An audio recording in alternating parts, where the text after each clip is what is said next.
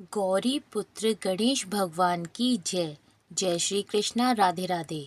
नमस्कार दोस्तों, आपके अपने YouTube चैनल एक्सप्लोरिंग देवस्थानम में आपका स्वागत है। हर महीने भगवान विष्णु के लिए एकादशी व्रत रखा जाता है। अगले दिन व्रत खोला जाता है, लेकिन एकादशी व्रत पारण का नियम जानना ज़रूरी है। यह भी जानना ज़रूरी है कि एकादशी व्रत खोलने के लिए क्या खाएं और क्या नहीं खाएं। इसकी गलती से आपको व्रत का पूर्ण फल नहीं मिलता। धार्मिक ग्रंथों के अनुसार एकादशी व्रत को द्वादशी तिथि पर खोला जाता है। इस दिन व्रत खोलने के नियम का पालन जरूरी है, क्योंकि इसकी अनदेखी से व्रत का पूरा लाभ नहीं मिलता। ऐसे में आइए जानते हैं एकादशी व्रत पारण के नियम। धार्मिक ग्रंथों के अनुसार भगवान विष्णु को तुलसी दल प्रिय है, इसलिए उनकी पूजा में तुलसी न हो तो वह पूजा या भोग स्वीकार नहीं करते।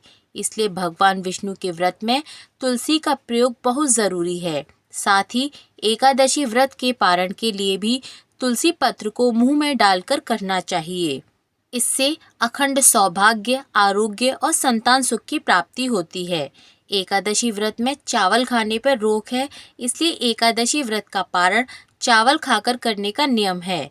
मान्यता है कि एकादशी के दिन चावल खाने से मृत्यु के बाद प्राणी का जन्म रेंगने वाले जीव की योनि में होता है, लेकिन द्वादशी को चावल खाकर व्रत का पारण करने से इस योनि से मुक्ति भी मिल जाती है। इसी के साथ मान्यता है कि एकादशी व्रत पारण के लिए पकाए जा रहे भोजन में गाय के घी का प्रयोग अवश्य करना चाहिए। इससे भगवान श्री हरि प्रसन्न होते हैं। इसी के साथ आइए जानते हैं एकादशी व्रत पारण के दिन तुलसी माता की कथा। तुलसी से जुड़ी एक कथा बहुत प्रचलित है। श्रीमद् देवी भागवत पुराण में इनके अवतरण की दिव्य लीला कथा भी बताई गई है। एक बार शिव ने अपने तेज को समुद्र में फेंक दिया था। उससे एक महातेजस्वी बालक ने जन्म लिया। यह बालक आगे चलकर जालंधर के नाम से पराक्रमी दैत्य राजा बना। इसकी राजधानी का नाम जालंधर नगरी था। दैत्यराज कालनेमी की कन्या वृंदा का विवाह जालंधर से हुआ। जालंधर महाराक्षस था।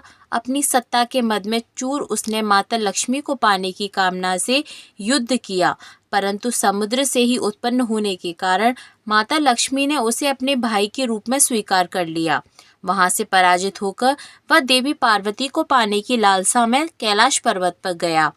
भगवान देवादिदेव शिव का ही रूप धरकर वह माता पार्वती के समीप गया, परंतु माँ ने अपने योग बल से उसे तुरंत पहचान लिया तथा वहां से अंतर्ध्यान हो गईं। देवी पार्वती ने क्रोधित होकर सारा वृतांत भगवान विष्णु को सुनाया। जालंधर की पत्नी वृंदा अत्यंत पतिव्रता स्त्री थी। उसी के पतिव्रत धर्म की शक्ति से जालंधर न तो मारा जाता था और न ही वह पराजित होता था।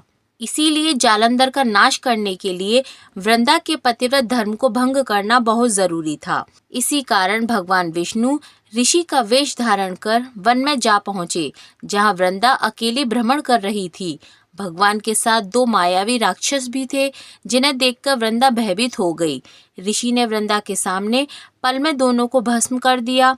उनकी शक्ति देखकर वृंदा ने कैलाश पर्वत पर महादेव के साथ युद्ध कर रहे अपने पति जालंधर के बारे में पूछा। ऋषि ने अपनी माया जाल से दो वानर प्रकट किए। एक वानर के हाथ में जालंधर का सिर था तथा दूसरे के हाथ में धड़। अपने पति की यह दशा देखकर वृंदा मूर्छित होकर गिर पड़ी। होश में आने पर उन्होंने ऋषि रूपी भगवान से विनती की कि वह उसके पति को जीवित करें।